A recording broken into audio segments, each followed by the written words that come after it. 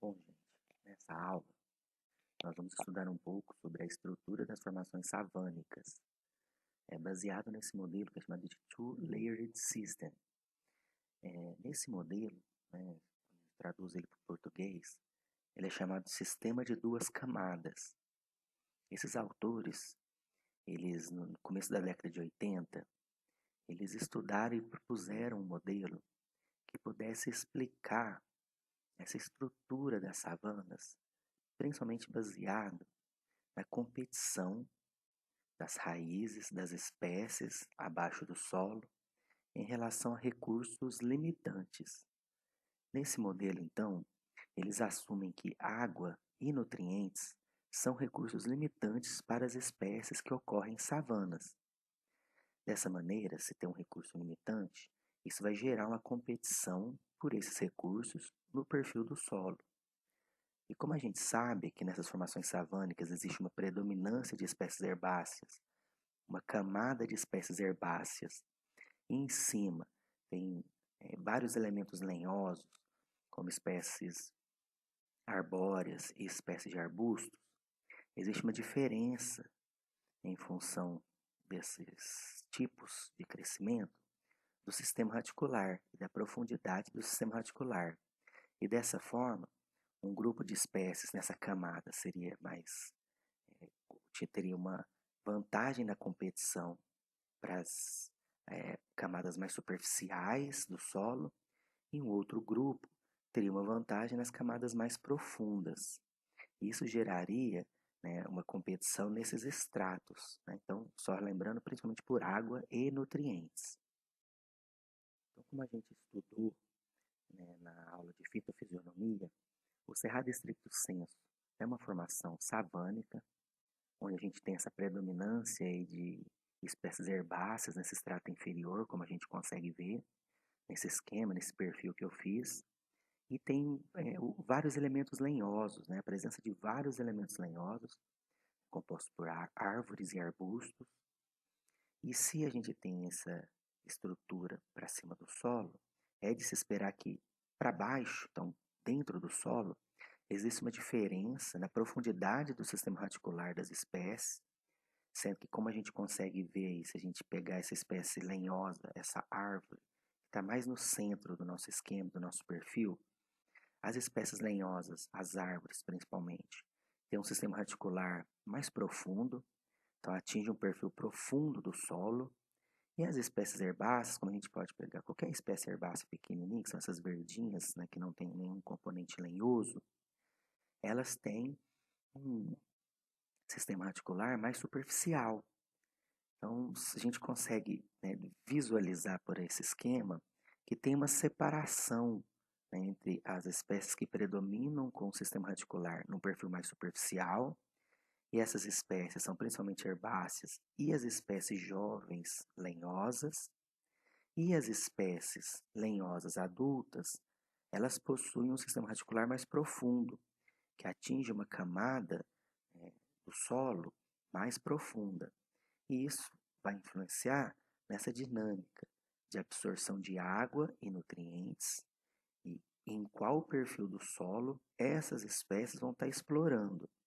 Pelo que a gente consegue ver aqui no nosso esquema, no Cerrado estricto sensu, as espécies lenhosas adultas, elas conseguem atingir camadas mais profundas e nessa camada mais profunda a quantidade de água ao longo do ano varia menos. É uma fonte de água menos variável. Diferente das espécies herbáceas, que têm um sistema radicular mais superficial, e das espécies lenhosas, que ainda estão em crescimento, as plântulas e as plantas jovens, que têm um sistema radicular menos profundo e exploram esse perfil mais superficial da camada de solo. Então, isso seria essa estrutura de duas camadas. Né? E a gente consegue ver bem isso em relação ao sistema radicular das plantas de cerrado. Outra coisa importante a gente falar é que a biomassa de raízes, esse crescimento radicular, ele é muito pronunciado no cerrado. É isso que eu tentei representar nesse esquema. Existe uma complexidade na parte aérea, né, que é o que a gente está vendo aí fora do solo, em relação a caules e folhas, mas as raízes dentro do solo, elas têm um sistema muito intrincado, né? A biomassa, a quantidade, o crescimento é muito grande. A gente pode ver aí que muitas vezes elas se tocam e formam uma rede muito complexa. Então eu peguei a mesma figura do slide anterior, eu cortei ela para a gente poder ter um pouquinho mais de detalhes e a gente poder entender como que seria essa competição. Então as plantas que têm esse sistema radicular mais superficial, principalmente pensando nessas espécies herbáceas, elas dominariam e teriam uma vantagem competitiva na absorção de nutrientes e água nesse perfil mais superficial do solo. Essas espécies elas vão ter um sistema radicular que a gente chama, em geral, né, mais de cabeleira, né, um sistema fasciculado e tem um crescimento muito superficial. Isso vai ajudar elas nessa competição e nessa vantagem competitiva. As espécies lenhosas, por outro lado, como a gente pode ver essas duas grandes que estão na extremidade do esquema, o sistema radicular ele é mais profundo e do tipo pivotante, então tem uma raiz grande que chega a grandes profundidades e diversas raízes laterais. Essas raízes dessas plantas lenhosas adultas, elas atingem um perfil mais profundo do solo, conseguindo captar água e nutrientes desses perfis. É interessante a gente notar que quando você pega uma planta lenhosa jovem, a competição por água em relação com as raízes do estrato herbáceo ela é alta. Então a espécie ela tem que ter algum mecanismo de crescimento, de absorção, que permita que ela consiga passar por essa competição, continuar o crescimento radicular até atingir camadas mais profundas, onde que a água seria mais constante, uma fonte mais constante de água ao longo de todo o ano, já que no período seco, essa camada superficial, principalmente até 60 centímetros, 1 metro, ela seca mais e as espécies que têm raiz nesse perfil vão sofrer um déficit hídrico maior. Essa competição, então, entre essas espécies, principalmente aí do extrato herbáceo e as plantas jovens lenhosas por água e nutrientes nesse perfil superficial, é bastante importante para a seleção de espécies lenhosas que vão conseguir passar por essa competição e atingir o estágio adulto. E como a gente está falando que é um sistema de duas camadas para baixo do solo, quer dizer, plantas herbáceas, elas têm um sistema radicular mais superficial. Plantas lenhosas adultas têm um sistema radicular mais profundo. É claro que as plantas jovens, lenhosas, vão estar aí nesse meio termo, com o sistema radicular mais superficial. Mas aí vem uma pergunta interessante. Será que também existe uma competição acima do solo? Será que existe esse sistema de duas camadas acima do solo? Já que a gente viu que tem uma predominância de herbáceas mais baixas, então seria uma primeira camada, e acima tem uma predominância de elementos lenhosos, tanto de espécies arbustivas quanto arbóreas, e isso vai criar talvez essa camada dupla, essas duas camadas também acima do solo. E se tiver essa competição, quais recursos que essas espécies vão estar competindo acima do solo? Dentro do solo, como a gente já conversou, os recursos seriam água e nutrientes. E acima do solo?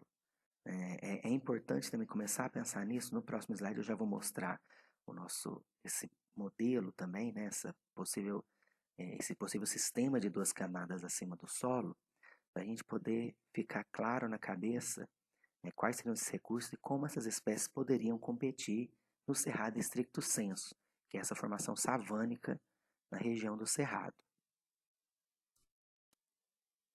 Então, a gente partindo do conhecimento, né, a gente já viu lá na aula de fitofisionomias, que o cerrado stricto sensu, ele é uma vegetação mais aberta, quer dizer, as copas das árvores, elas não formam um dossel, igual a gente viu nas florestas, onde a quantidade de luz ela fica mais restrita a esse dossel e as espécies do estrato herbáceo não conseguiriam ter uma quantidade satisfatória de luz, uma quantidade maior de luz para o crescimento e desenvolvimento. Então, a vegetação aberta, a luz chega aos estratos inferiores. Como que a gente poderia estar falando dessa estrutura onde haveria uma competição entre as espécies? Então, as espécies lenhosas adultas, elas não vão ter uma competição por luz com espécies vizinhas, igual a gente tem numa floresta, igual ocorre numa floresta. Como que então a gente poderia falar dessa competição?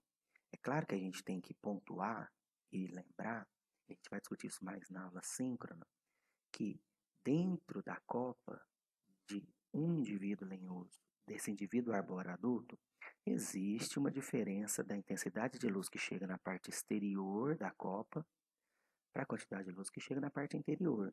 Então existe um sombreamento dentro da copa de um mesmo indivíduo e isso vai ter uma implicação na fotossíntese, nas relações hídricas desse indivíduo. Mas quando a gente pensa em uma competição com luz com indivíduos vizinhos, né, pensando em plantas lenhosas adultas, isso vai ser muito com pouco significativo no cerrado. Mas existe, como a gente consegue ver nesse desenho, uma competição por luz, principalmente entre o extrato herbáceo e as plantas lenhosas que ainda estão em crescimento. No próximo slide a gente vai começar a ver isso melhor. Então, nesse slide, eu tentei fazer um esquema, né? Eu aumentei um pouco aquele desenho para ficar mais claro, para a gente poder ver essa competição. Então, o extrato lenhoso superior, as árvores adultas, elas não vão ter essa restrição luminosa. E eu fiz essa faixinha amarela pontilhada para ver que nessa parte do extrato inferior, nesse ponto, a gente consegue ver que as plântulas lenhosas, que eu até coloquei as setinhas vermelhas chegando nelas, que são essas plantinhas com 3 folhas apenas, só para mostrar que elas são menores, elas vão ter um sombreamento significativo quando a gente está comparando a luz que chega para elas e a que chega para esse extrato herbáceo e para esse extrato lenhoso, já de plantas jovens, que já tem um crescimento maior. Lembrando que essas plantinhas, essas plântulas lenhosas, o sistema radicular ele é muito superficial, né? Eu nem fiz o esquema desse sistema radicular, mas ele é muito superficial, muito menor, tanto do extrato herbáceo que já está desenvolvido, quanto das plantas jovens lenhosas.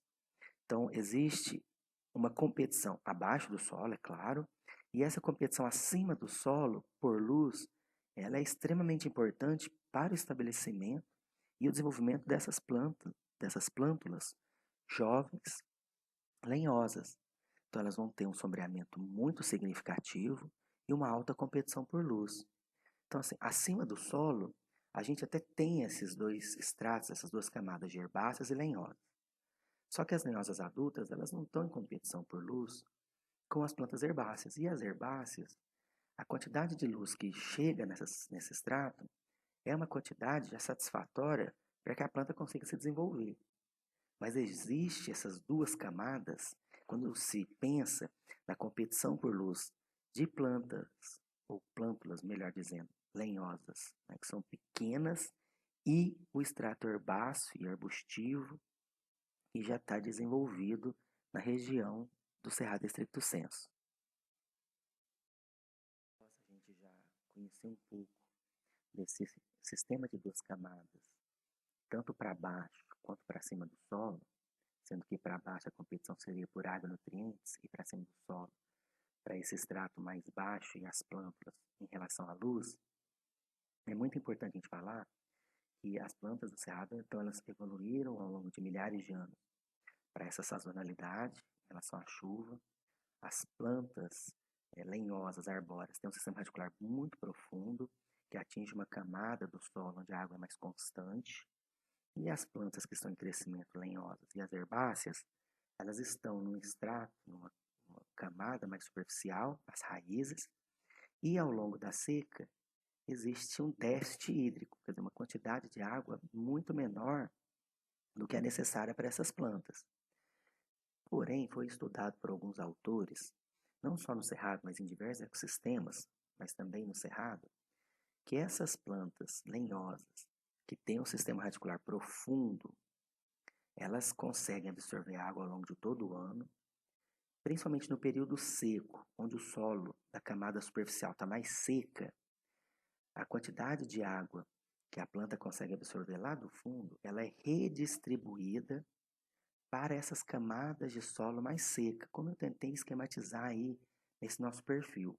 Então a água entra na raiz, está num solo mais úmido, mais profundo, ela sobe no xilema da planta e quando ela chega nessa parte radicular, onde o solo está muito seco, existe uma perda de água da raiz, já que o xilema está mais úmido que o solo externo, que é a parte externa, e essa água ela é perdida então para o solo mais seco, irrigando, umedecendo esse solo. Esse mecanismo ele é chamado de redistribuição hidráulica e ocorre muito em áreas savânicas. Já foi mostrado que ocorre no cerrado. Quer dizer que as próprias plantas elas interferem na umidade do solo, redistribuindo a água de horizontes mais profundos do solo para horizontes mais superficiais. Agora sim, o que não foi muito bem ainda delimitado é qual que é o impacto dessa redistribuição para essas raízes superficiais que a gente está vendo aí, né, para o crescimento e desenvolvimento dessas plantas nesse horizonte mais superficial. Mas que ocorre essa redistribuição, isso ocorre.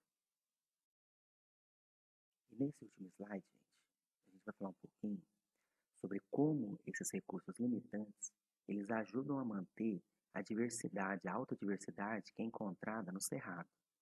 Outras savanas, inclusive aqui na América do Sul, savanas venezuelanas, elas apresentam uma diversidade menor de espécies vegetais. Já o cerrado tem uma diversidade mais alta. A gente já falou um pouco, essa diversidade ela foi gerada devido a eventos históricos, né, de formação mesmo do ambiente e também de relações biogeográficas. Mas essa partição de recursos, esses recursos limitantes fazem com que as espécies tenham que explorar diferentes perfis, por exemplo, do solo, para conseguir captar os recursos limitantes dessa formação savânica. Como a gente já viu, é a água, que ela é sazonal, então ocorre uma precipitação de chuva, né, no período chuvoso e uma seca, e isso faz com que o perfil superficial do solo ele fique mais seco, e também de nutrientes. Então esses dois recursos limitantes, água e nutrientes, faz com que as espécies tenham que ter uma partição na utilização, na captação desses recursos. Então essa partição de recursos limitantes, elas ajudam, essa partição de recursos limitantes ajuda a manter a diversidade de espécies, porque criam nichos ecológicos diferentes e as espécies conseguem se manter nesse ambiente e isso gera diversidade. Bom, gente, seria isso a aula de hoje. Eu espero que vocês tenham gostado e a gente se encontra para tirar mais dúvidas na nossa aula síncrona. Até lá!